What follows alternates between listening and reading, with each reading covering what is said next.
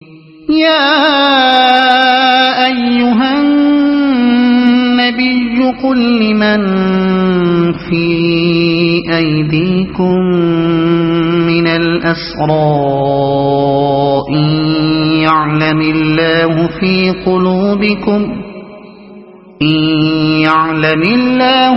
قلوبكم خيرا يؤتكم خيرا مما أخذ منكم ويغفر لكم والله غفور رحيم وإن يريدوا خيانتك فقد خانوا الله من قبل فأمكن منهم والله عليم حكيم۔ اے نبی، تم لوگوں کے قبضے میں جو قیدی ہیں ان سے کہو، اگر اللہ کو معلوم ہوا کہ تمہارے دلوں میں کچھ خیر ہے تو وہ تمہیں اس سے بڑھ چڑھ کر دے گا جو تم سے لیا گیا ہے، اور تمہاری خطائیں معاف کرے گا۔ اللہ درگزر کرنے والا اور رحم فرمانے والا ہے۔ لیکن اگر وہ تیرے ساتھ خیانت کا ارادہ رکھتے ہیں تو اس سے پہلے وہ اللہ کے ساتھ خیانت کر چکے ہیں، چنانچہ اسی کی سزا اللہ نے انہیں دی کہ وہ تیرے قابو میں آ گئے۔ اللہ سب کچھ جانتا ہے اور حکیم ہے۔ ان الذين آمنوا وهاجروا وجاهدوا بأموالهم وأنفسهم في سبيل الله والذين آووا ونصروا أولئك بعضهم أولياء بعض والذين آمنوا ولم يهاجروا ما لكم من ولايتهم من شيء حتى يهاجروا وإن استنصروكم في الدين فعليكم النصر إلا على قوم بينكم وبينهم ميثاق والله بما تعملون بصير۔ جن لوگوں نے ایمان قبول کیا اور ہجرت کی اور اللہ کی راہ میں اپنی جانیں لڑائیں اور اپنے مال کھپائے، اور جن لوگوں نے ہجرت کرنے والوں کو جگہ دی اور ان کی مدد کی، وہی دراصل ایک دوسرے کے ولی ہیں۔ رہے وہ لوگ جو ایمان تو لے آئے مگر ہجرت کر کے دارالاسلام میں آ نہیں گئے تو ان سے تمہارا ولایت کا کوئی تعلق نہیں ہے جب تک کہ وہ ہجرت کر کے نہ آ جائیں۔ ہاں، اگر وہ دین کے معاملے میں تم سے مدد مانگیں تو ان کی مدد کرنا تم پر فرض ہے، لیکن کسی ایسی قوم کے خلاف نہیں جس سے تمہارا معاہدہ ہو۔ جو کچھ تم کرتے ہو اللہ اسے دیکھتا ہے، جب تک کہ وہ ہجرت کر کے نہ آ جائیں۔ یہ آیت اسلام کے دستوری قانون کی ایک اہم دفعہ ہے۔ اس میں یہ اصول مقرر کیا گیا ہے کہ ولایت کا تعلق صرف ان مسلمانوں کے درمیان ہوگا جو یا تو دارالاسلام کے باشندے ہوں یا اگر باہر سے آئیں تو ہجرت کر کے آ جائیں۔ باقی رہے وہ مسلمان جو اسلامی ریاست کے حدود ارضی سے باہر ہوں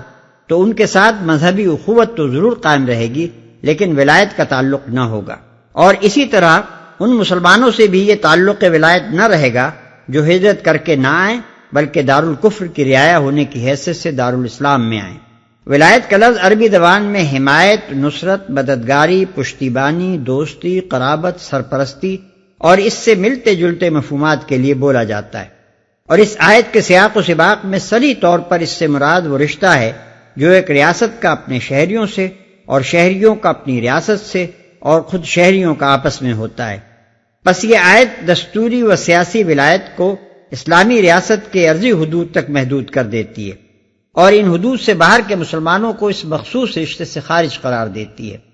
اس عدم ولایت کے قانونی نتائج بہت وسیع ہیں جن کی تفصیلات بیان کرنے کا یہاں موقع نہیں ہے۔ مثال کے طور پر صرف اتنا اشارہ کافی ہوگا کہ اسی عدم ولایت کی بنا پر دارالکفر اور دارالاسلام کے مسلمان ایک دوسرے کے وارث نہیں ہو سکتے، ایک دوسرے کے قانونی ولی یعنی گارجین نہیں بن سکتے، باہم شادی بیاہ نہیں کر سکتے، اور اسلامی حکومت کسی ایسے مسلمان کو اپنے ہاں ذمہ داری کا منصب نہیں دے سکتی جس نے دارالکفر سے شہریت کا تعلق نہ توڑا ہو۔ علاوہ بری یہ آیت اسلامی حکومت کی خارجی سیاست پر بھی بڑا اثر ڈالتی ہے۔ اس کی روح سے دولت اسلامیہ کی ذمہ داری ان مسلمانوں تک محدود ہے جو اس کی حدود کے اندر رہتے ہیں۔ باہر کے مسلمانوں کے لیے کسی ذمہ داری کا بار اس کے سر نہیں ہے۔ یہی وہ بات ہے جو نبی صلی اللہ علیہ وسلم نے اس حدیث میں فرمائی ہے کہ میں کسی ایسے مسلمان کی حمایت و حفاظت کا ذمہ دار نہیں ہوں جو مشرکین کے درمیان رہتا ہو۔ اس طرح اسلامی قانون نے اس جھگڑے کی جڑ کاٹ دی ہے جو بالعموم بین الاقوامی پیچیدگیوں کا سبب بنتا ہے، کیونکہ جب کوئی حکومت اپنے حدود سے باہر رہنے والی بعض اقلیتوں کا ذمہ اپنے سر لے لیتی ہے تو اس کی وجہ سے ایسی الجھنیں پڑ جاتی ہیں جن کو بار بار کی لڑائیاں بھی نہیں سلجھا سکتی۔ جن سے تمہارا معاہدہ ہو۔ اوپر کی آیت میں دارالاسلام سے باہر رہنے والے مسلمانوں کو سیاسی ولایت کے رشتے سے خارج قرار دیا گیا تھا۔ اب یہ آیت اس امر کی توضیح کرتی ہے کہ اس رشتے سے خارج ہونے کے باوجود وہ دینی اخوت کے رشتے سے خارج نہیں ہیں۔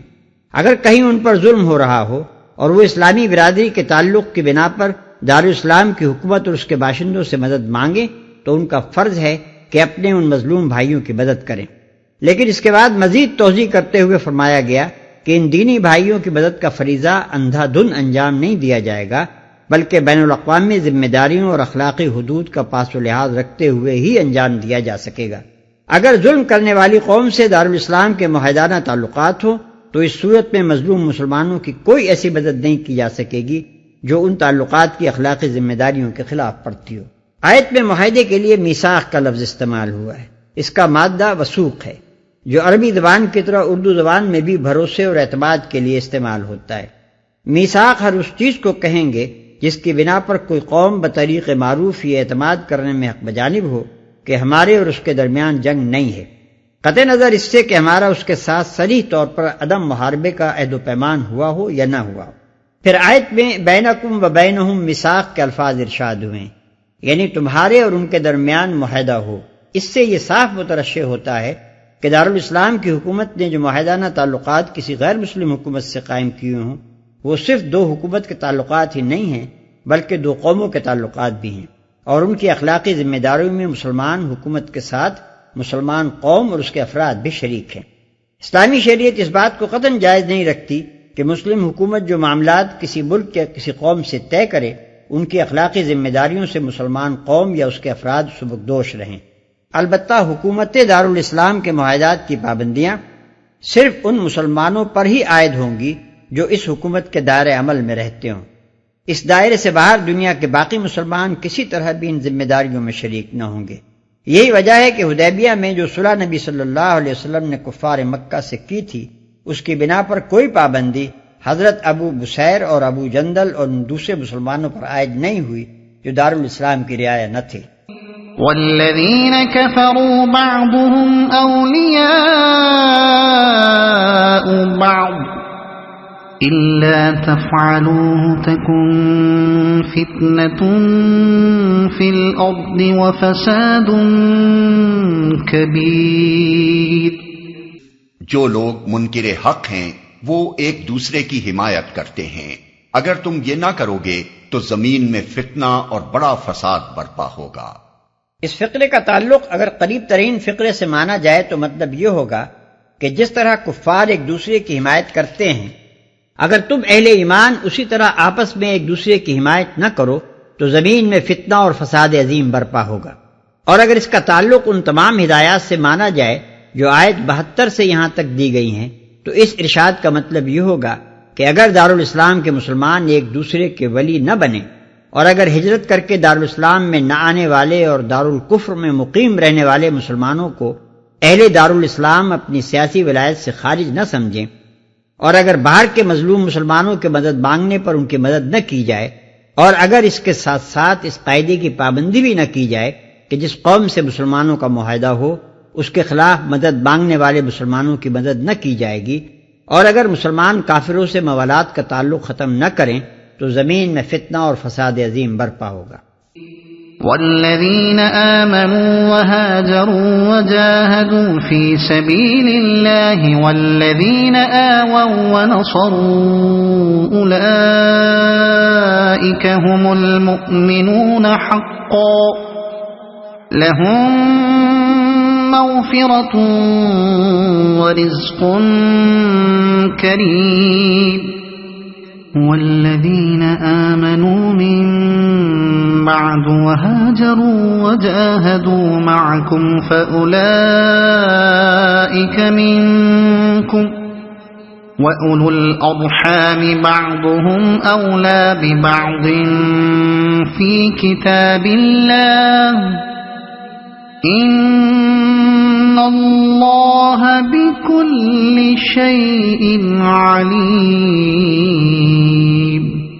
جو لوگ ایمان لائے اور جنہوں نے اللہ کی راہ میں گھر بار چھوڑے اور جد و جہد کی اور جنہوں نے پناہ دی اور مدد کی وہی سچے مومن ہیں، ان کے لیے خطاؤں سے درگزر ہے اور بہترین رزق ہے۔